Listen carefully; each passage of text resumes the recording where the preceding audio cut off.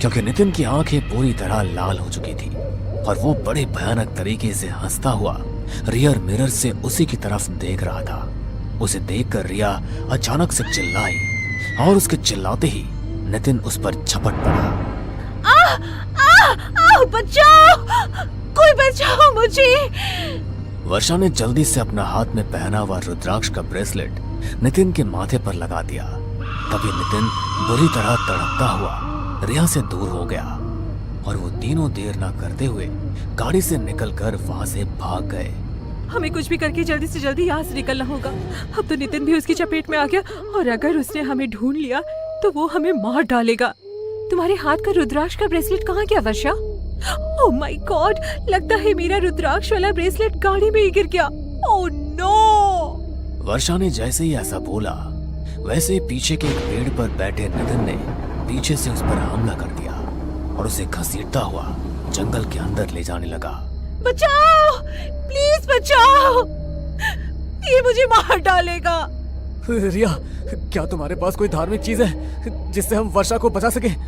नहीं ध्रुव, सिर्फ वर्षा के पास ही रुद्राक्ष वाला ब्रेसलेट था जो गाड़ी में रह गया। हमें गाड़ी के पास जाकर वो ब्रेसलेट वापस लेकर आना होगा। अब वही ब्रेसलेट हमारी रक्षा कर सकता है। अरे लेकिन हम अगर वापस गए और नितिन ने हमें पकड़ लिया तो हम क्या करेंगे?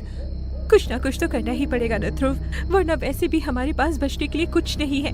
अगर हमें वो ब्रेसलेट मिल गया तो कम से कम हम अपनी जान तो बचा सकेंगे। दोनों ने हिम्मत की और भगवान का नाम लेते हुए गाड़ी की तरफ वापस जाने लगे। थोड़ी देर बाद वो दोनों गाड़ी के पास पहुंच भी गए। तभी रिया बोली, तुम यही रुको ध्रुव, मैं गाड़ी से रुद्राक्ष वाला ब्रेसलेट लेकर आती हूँ। यहाँ की सुंदरता देखकर तो मैं मंत्रमुग्ध हो गया हूँ। यार, पहाड़ी इलाके जितने सुंदर होते हैं वहाँ पर भूतों की घटनाएं भी उतनी ज्यादा होती है।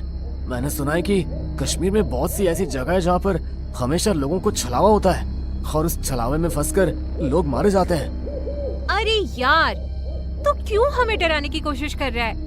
हम यहाँ पर न्यू ईयर सेलिब्रेट करने आए हैं, ना कि तेरी भूतिया कहानियाँ सुनने। अरे मैं तो बस सच बता रहा हूँ, तुम्हें नहीं मानना तो मत मानो। वो सभी न्यू ईयर की पार्टी के लिए कश्मीर में एक कैंपिंग साइट गए।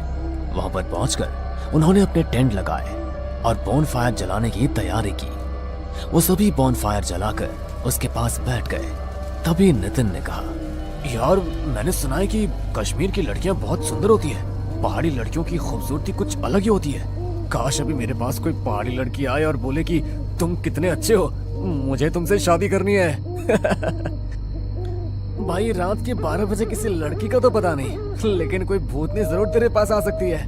जब देखो तब फालतू की बातें करता रहता है। अच्छा बेटा, मैं फालतू की बातें कर रहा हूँ, तू तो जैसे बहुत समझदारी वाली बातें करता है ना। अरे यार, वर्षा के सामने ज्यादा सीधा बन रहा है। अच्छा तुम लोग बैठो, मैं अभी आता हूँ, बहुत जोर की लगी है। अरे रुक, अपने साथ माचिस लेकर जा, कोई छलावा मिल गया तो अपने साथ ही ले जाएगा।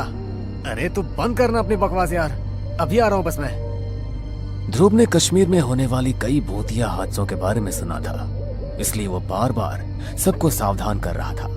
तुम इस तरह अचानक से मेरे सामने कैसे आ गई? अभी तक तो यहाँ पर कोई नहीं था। मेरी मदद करो। मैं तो बहुत समय से यहाँ पर किसी की मदद का इंतजार कर रही हूँ। अंधेरे की वजह से आप मुझे देख नहीं पाए। मैं बहुत मुश्किल में हूँ, प्लीज मेरी मदद कर दीजिए।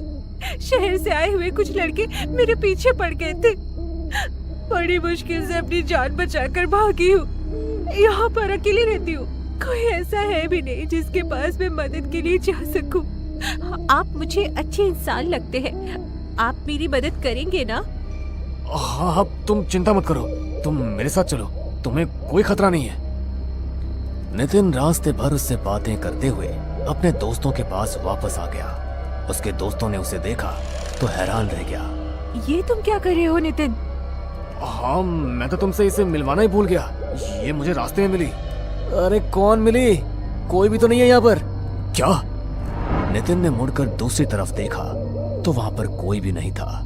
उसके पैरों तले से जमीन खिसक गई कि अभी तक जिस लड़की से वो बातें कर रहा था अचानक उसकी आंखों के सामने से वो कहाँ गायब हो गई। अरे इस तरह भूत बनकर क्यों खड़ा हो गया? बताना क्या हुआ? कहीं सच में तो तुझे किसी छलावे ने नहीं पकड़ लिया था ना? लेकिन नितिन ने उसकी बात नहीं सुनी और बिना माचिस को अपने पास रखे झाड़ियों के बीच चला गया। वो जैसे ही वहां से वापस आने लगा तभी उसे वहां पर एक लड़की के रोने की आवाज सुनाई दी।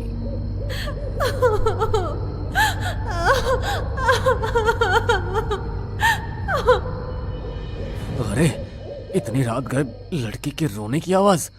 कहीं सचमुच यहाँ पर कोई छलावा तो नहीं है? जल्दी से निकलना पड़ेगा।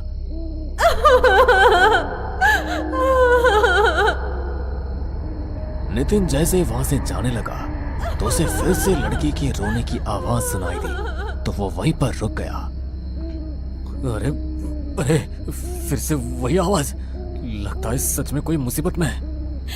हाँ, मैं मुसीबत में हूँ। तुम इस तरह अचानक से मेरे सामने कैसे आ गई? अभी तक तो यहाँ पर कोई नहीं था। मेरी मदद करो। मैं तो बहुत समय से यहाँ पर किसी की मदद का इंतजार कर रही हूँ। अंधेरे की वजह से आप मुझे देख नहीं पाए। मैं बहुत मुश्किल में हूँ। प्लीज मेरी मदद कर दीजिए। शहर से आए हुए कुछ लड़के मेरे पीछे पड़ गए थे। बड़ी मुश्किल से अपनी जान बचाकर भागी हूँ। यहाँ पर अकेली रहती हूँ। कोई ऐसा है भी नहीं जिसके पास मैं मदद के लिए जा सकूं। आप मुझे अच्छे इंसान लगते हैं। आप मेरी मदद करेंगे ना? हाँ हाँ, तुम चिंता मत करो। तुम मेरे साथ चलो, तुम्हें कोई खतरा नहीं है। उसे गाड़ी के सामने देखकर ध्रुव अचानक बौखला गया और गाड़ी का बैलेंस बिगड़ गया। गाड़ी जाकर सामने के पेड़ में टकराने ही वाली थी, लेकिन ध्रुव ने थोड़ी हिम्मत की और अचानक गाड़ी को ब्रेक लगा दिया। ये क्या कर रहे हो तुम? सबको मार डालने का इरादा है क्या तुम्हारा? अरे वो लड़की अभी फिर से मेरी गाड़ी के सामने आई थी। उसे देखकर मैं हड़बड़ा गया। क्या? ये क्या बोल रहे हो तुम? वो लड़की अभी भी हमारे पीछे है? तब तो इसका मतलब यही है कि हम लोग अभी भी उसके छलावे में फंसे हुए और वो लड़की हमें जैसे चाहे वैसे घुमा रही है। वो कोई लड़की नहीं है वर्षा, ये छलावा है। वो जो चाहे वैसा रूप ले सकती है, इसलिए हमें बहुत सावधान रहना होगा।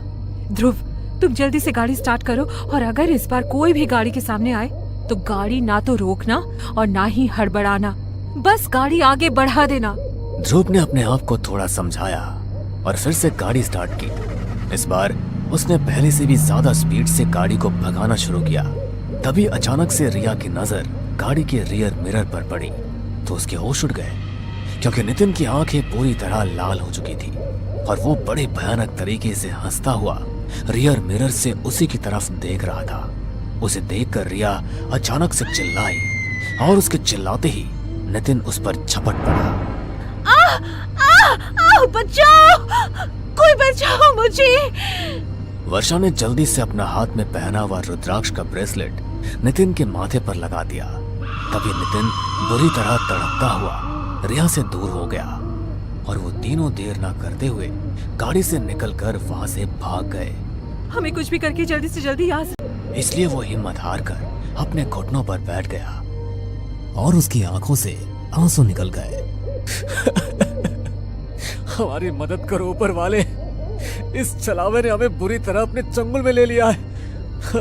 हमें इसके चंगुल से निकाल और हमारी रक्षा कर। ध्रुव ने जैसे ही भगवान से यह प्रार्थना की